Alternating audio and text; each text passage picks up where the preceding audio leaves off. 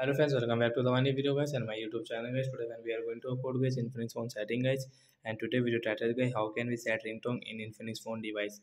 Friends, you want to set ringtone in your Infinix phone device, so how can you set? Today friends, I will show you, I will tell you guys. So first of all, go and subscribe the channel guys, click the bell icon, like the video. So friends, open your phone setting to set guys your phone ringtone. After on phone setting guys, click on my phone sound and vibration. Again scroll guys, and so you can see guys your phone ringtone one. So guys, we will tap on my phone ringtone two first of all guys. So guys, first of all I will select this ringtone funk, and friends, phone ringtone only guys I will also set into get this glass ringtone. So friends, you can see this glass ringtone will set in my phone, and guys I can use guys this ringtone volume from here guys, increase and decrease.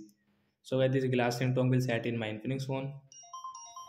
So like that guys, I can use guys this glass ringtone in my Infinix phone device.